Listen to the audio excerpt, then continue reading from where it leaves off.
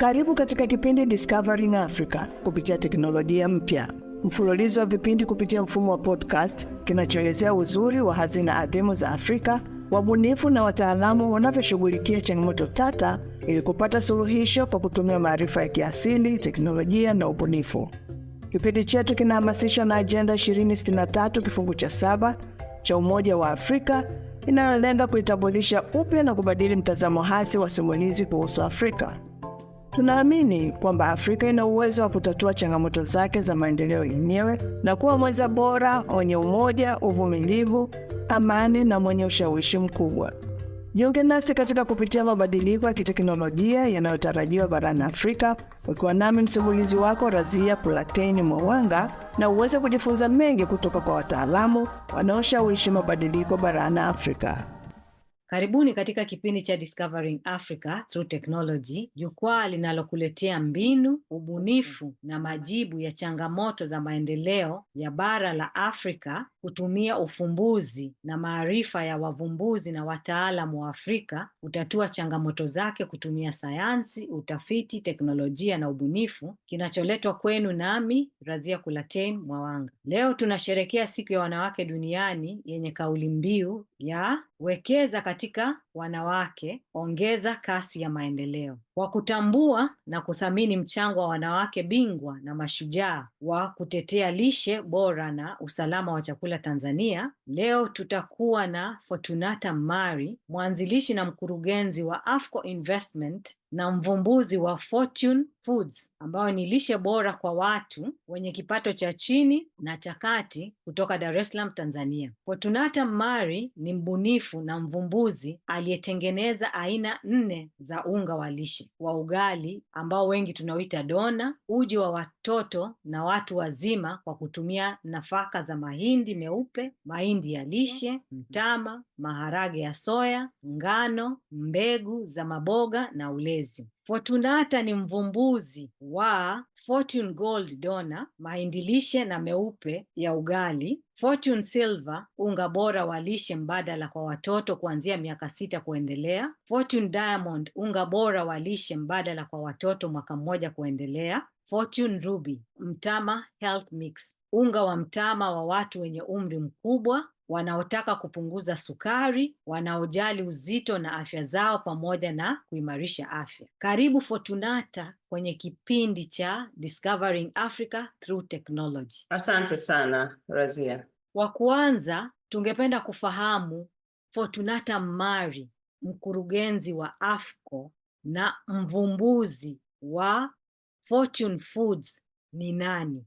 Na ndoto yako ya kuanzisha products za Fortune zilitokana na nini? Ni mwanamke mjasiriamali ambao nimekuwa kwenye mnyororo wa thamani wa kilimo na haswa kilimo biashara. Nilianza baada ya kugundua kwamba kuna uhitaji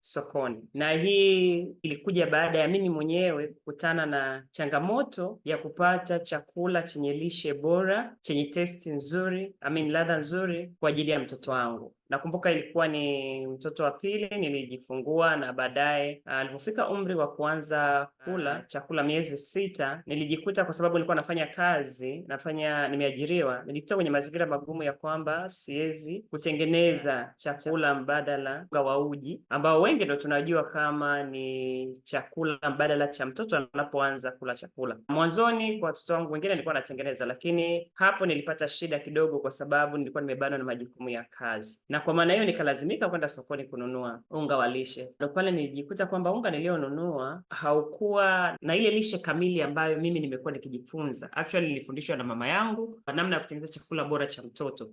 Na miaka yote tangu tunakuwa nyumbani tumekuwa tukitengeneza vyakula vya watoto, nikijua kabisa hii ni formula. Kwa hiyo nilipokuja kwanza kununua nikaona napata changamoto, wakati mwingine test nzuri, wakati mwingine kukuta katika mazingira masafi. Nikaona hii ni naona kama ni fursa, nijipange vizuri nianze kutengeneza. Kwa hiyo nikatengeneza, kutokana kwamba nilishindwa kutumia kile chakula ililazimu nianze kutengeneza tena, lakini kwa mara hiyo nikatengeneza zaidi ya kile ninachokihitaji, alafu nikaanza kuuzia wamama wa mama zangu, marafiki zangu ambao walikuwa na watoto, majirani. Kwa hiyo nikaona wameupenda, wakawa wanaagiza tena. Nikaona hii ni fursa. Baada ya hapo nikaanza kuendelea kutengeneza, lakini pia nikaa napata mrejesho kutoka kwa wamama. Pia wanawaambia wamama wenzao, wakikutana na watoto ambao wanalishe duni, anakuambia Jerry, kanunue unga ule wa Fortune, kanunue unga. Kwao nikaa napata pia mrejesho, na watu wengine wanaelekezwa kwangu. Lakini pia kuna watoto ambao nilikuwa naona wana hali mbaya, lakini kutokana na formula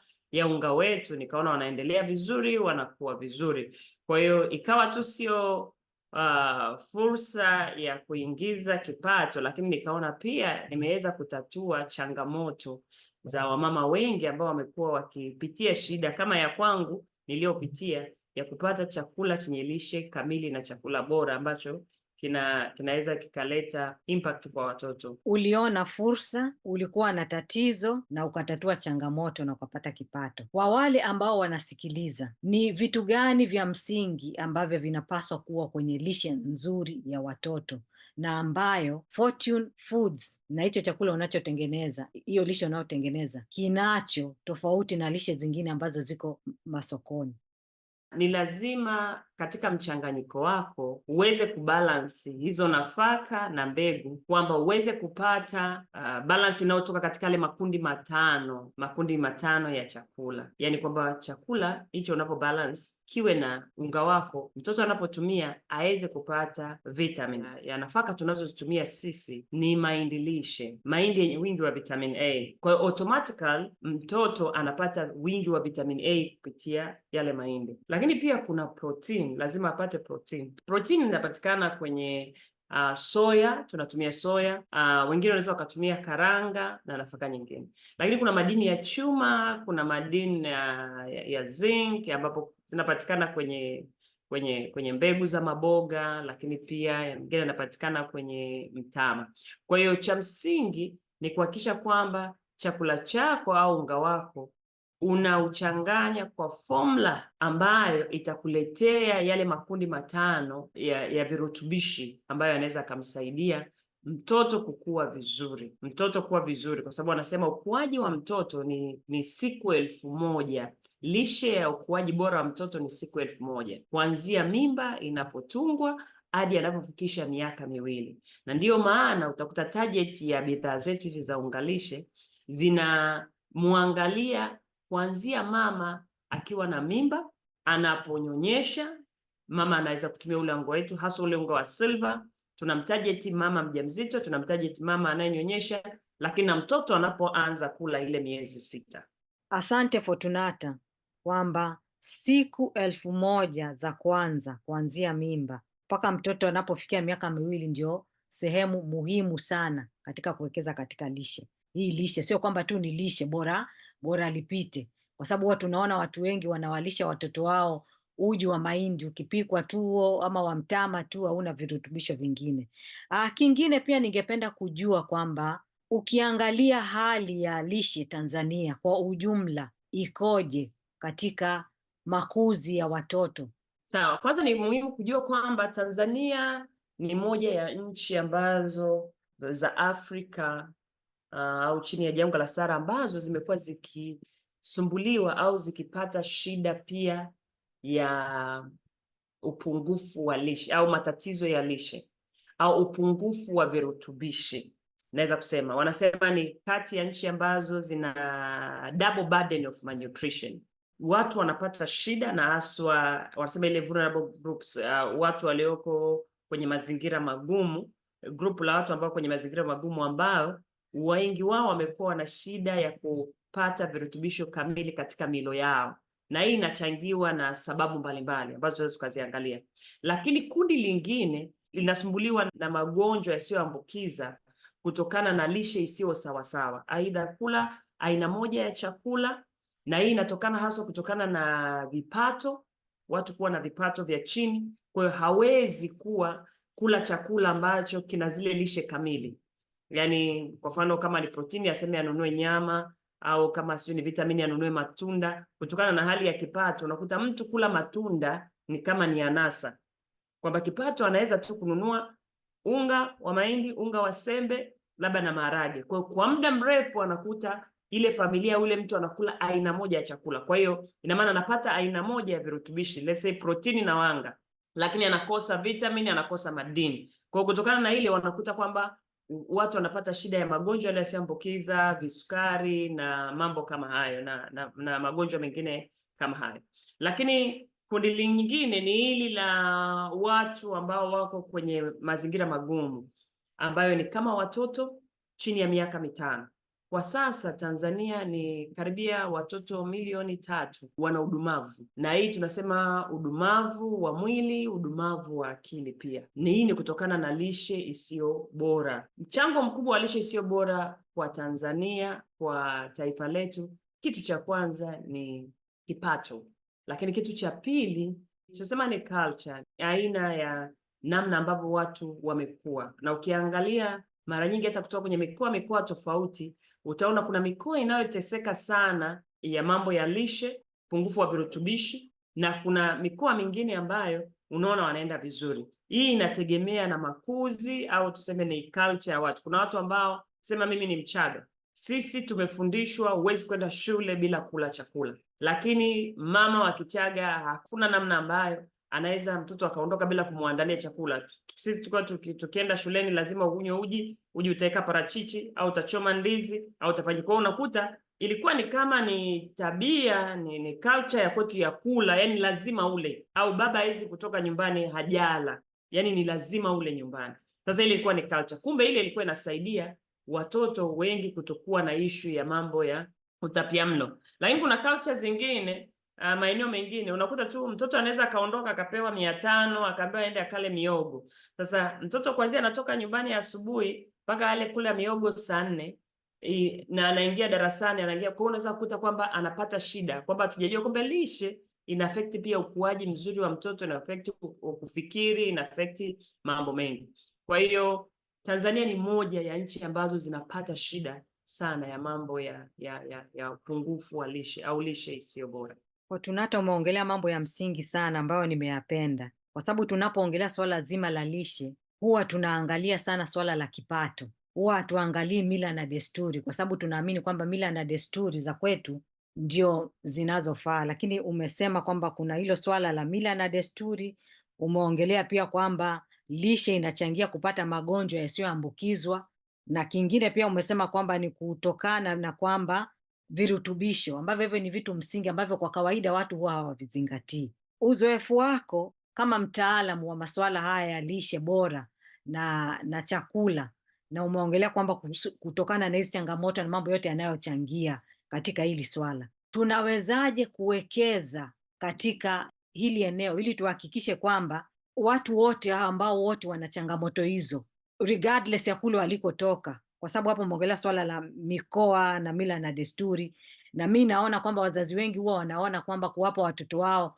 hela wakale chakula bila kuwaandalia kwamba ni rahisi, kwa sababu mtoto anapopewa hiyo fursa anachagua kati ya muogo na chips ama kuchagua kitu ambacho kina afya. Kwa hivyo unakuta kwamba watoto wengi wana opt kula vitu ambavyo havina afya. Kwa mfano atakula chips, atakunywa soda na pengine atakula na muogo, ambazo zote hizo ni starch. Tunawezaje sisi kama Watanzania na bara la Afrika kuwekeza kuhakikisha kwamba watu wote hao kutokana na mapungufu yote hayo kwamba afya zao na lishe yao inazingatiwa? Kwanza ninashukuru kwa habari ya Tanzania na nchi za Afrika. Sasa hivi kumekuwa na mwamko mkubwa, tofauti na huko nyuma, tofauti na huko mwanzo, kutokana na madhara ambayo yamekuwepo mengi.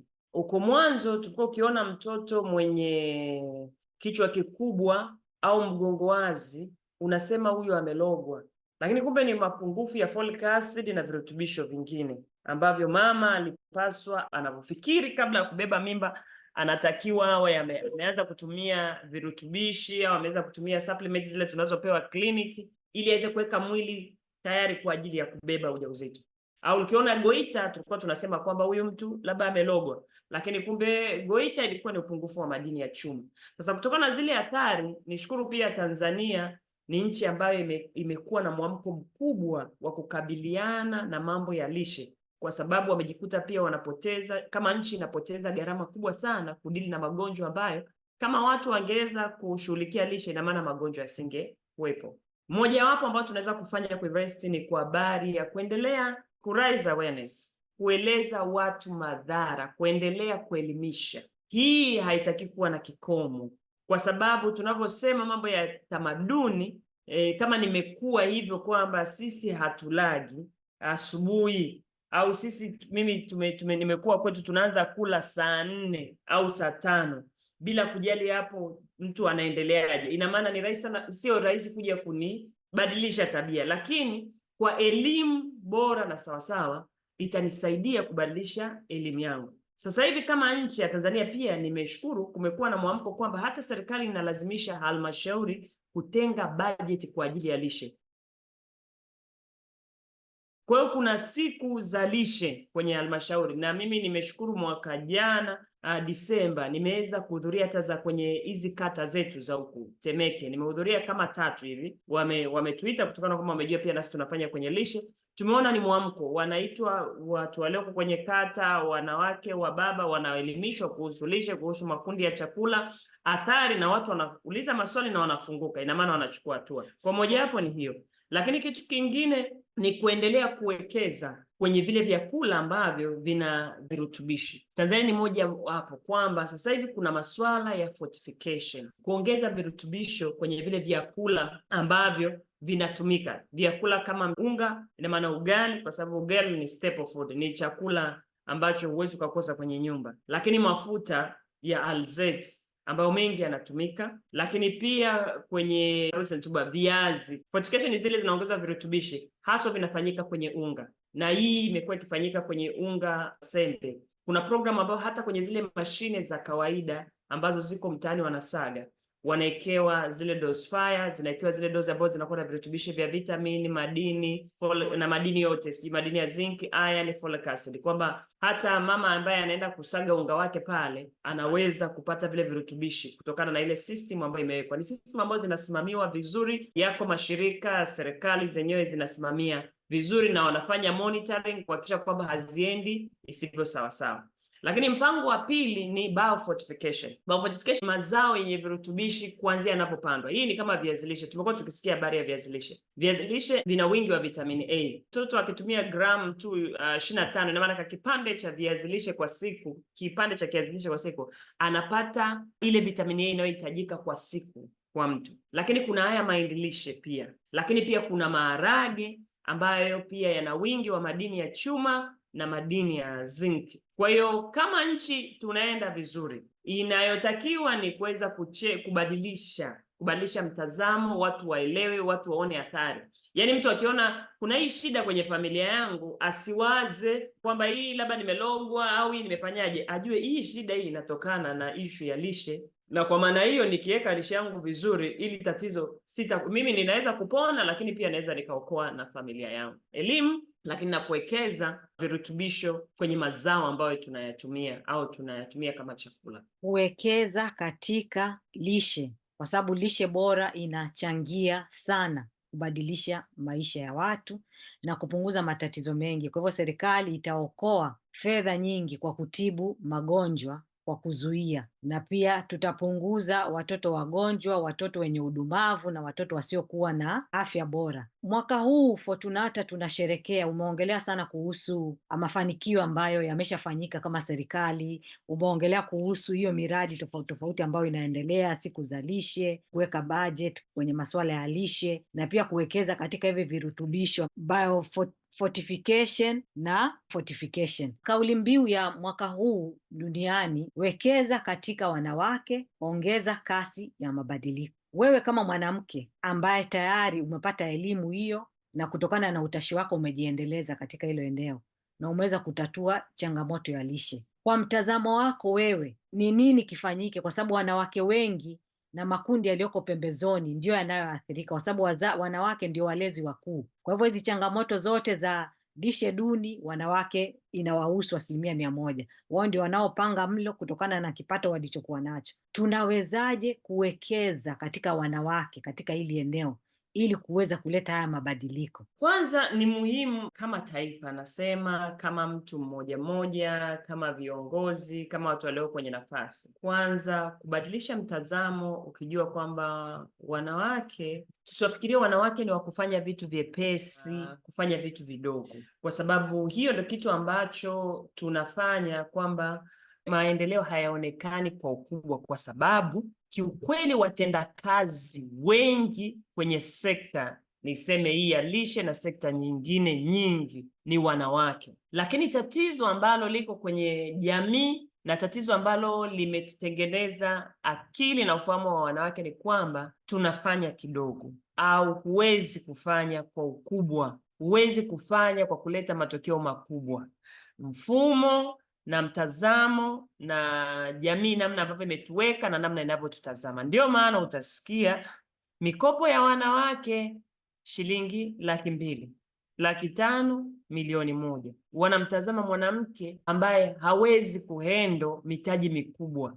Lakini nenda katafute biashara zote, zunguka soko, tafuta asilimia, ukienda sokoni utakuta 70% ambao wanafanya biashara ni wanawake, even zaidi. Ukienda kwenye maduka utakuta 70% ambao wako kwenye maduka ni wanawake. Kwa ili tuone matokeo ambayo ni makubwa na ya kuleta mabadiliko, transformation, kiukweli kama tunamaanisha, ni lazima tuwaamini hawa wanawake kwa kuwekeza kwa ukubwa. Kama ni investment ya mikopo, kama ni investment ya mashine ya nini, tuwaamini tunawapa, kwa sababu hata msipowapa wanawake wako pale pale. Kwa hiyo hutaona matokeo, kwa sababu ndo wako jikoni, wao ndo wanapika biashara, wao ndo wanasimamia familia, ndo wanazipika familia, wao ndo wanapika maendeleo kila mahali. Kwa hiyo kama hatutawatazama kwa namna ya ukubwa na watu majasiri wanaoweza kufanya mambo makubwa, tutaendelea kupata vitu vidogo. Wewe hata kama umeenda kazini, ni baba, ni kiongozi, ukirudi, mimi nitapika kile nitakachopika ndicho utachokula, ndio watoto watakachokula. Kwa hiyo ina maana kwamba nisipokuwa mimi na uwekezaji wa kutosha wa kuelewa mambo, wa kuelewa lishe, wa kuelewa namna ambavyo natakiwa kupeleka mambo yatabakia pale pale. Kwa kama tunataka mabadiliko makubwa, tuwekeze kwa kubwa, tuwatazame wanawake ni watu wanaoweza kufanya mambo makubwa sana, sio wa vitu vidogo. Mitaji inayokuja ije mitaji yenye akili, sio vitaji vidogo vidogo ambayo haitusaidii. Sana ukichukua hiyo, ndo wataenda kuishia kwenye mambo ambayo sio, kwa sababu haina thamani ya vitu ambavyo tunatakiwa tuvifanyie kazi. Asante sana Fortunata, kwamba umeliongelea kwa uzuri sana hili swala, kwamba ili kuweza kutatua hili tatizo, na kama kusema kweli, kuwekeza kwa uhalisia, kuweza kupata haya maendeleo, lazima uwekeze kwa wanawake, na ni katika kuwekeza katika elimu, mitaji, kwa sababu wanawake wengi mitaji yao ni midogo.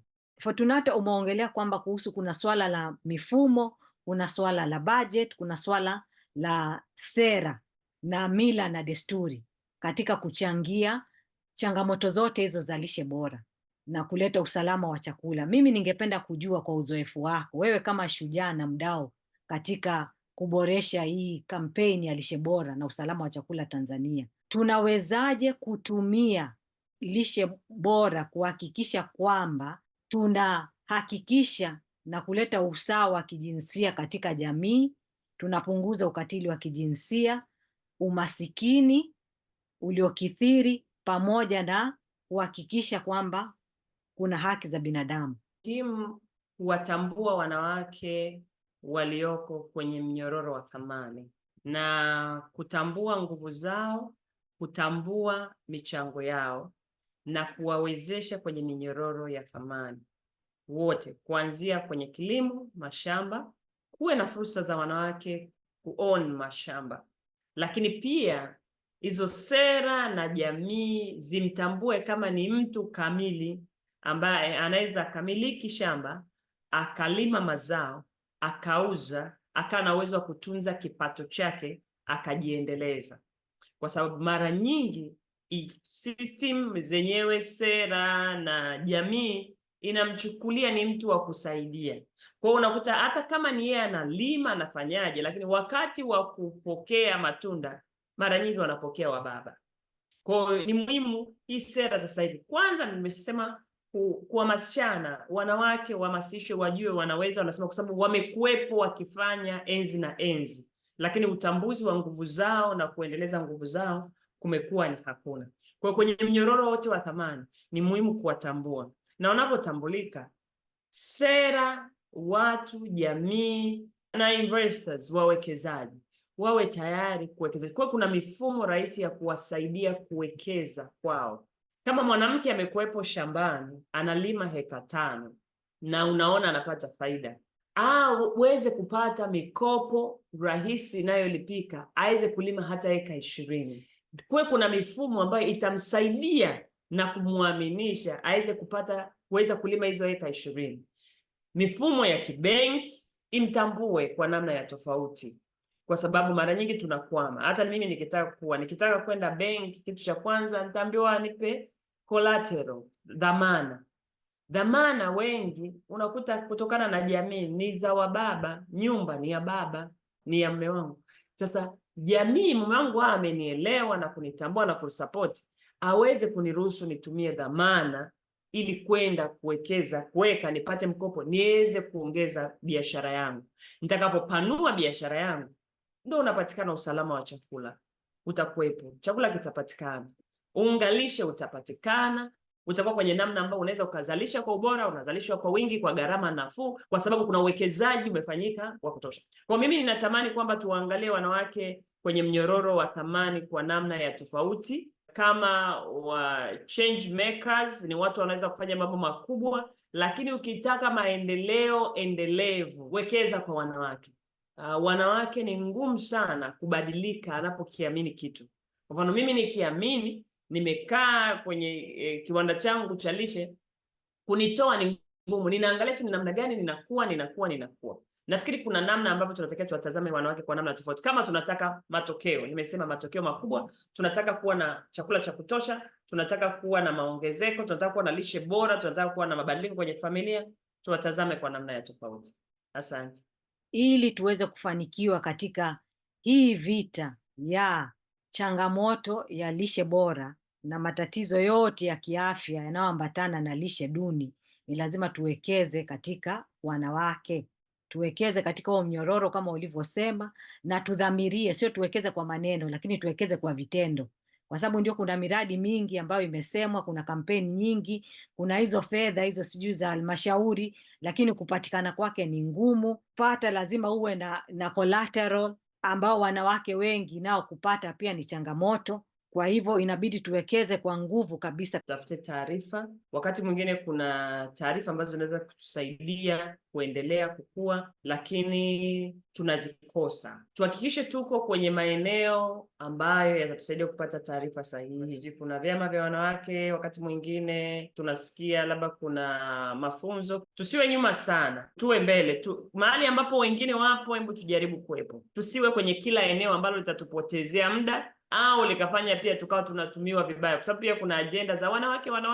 ukajikuta kwamba unapoteza focus yako huko na huko. Chagua mahali ambapo unaweza kupita, unaweza kupata taarifa sahihi. Kwa mfano, kama uko kwenye mnyororo wa thamani wa kilimo, kama sasa hivi unajua kwamba kumekuwa na uwekezaji mkubwa wa benki ya kilimo ya Tanzania au ya Afrika. Kuna mikopo ya kilimo, interest ni ndogo, 9%. Kumbe iko tu muda mrefu, wengine hatujui. Lakini nakumbuka siku moja nimehudhuria kwenye training moja ya wanawake, nikaona wako watu pale wa NMB wanaongelea.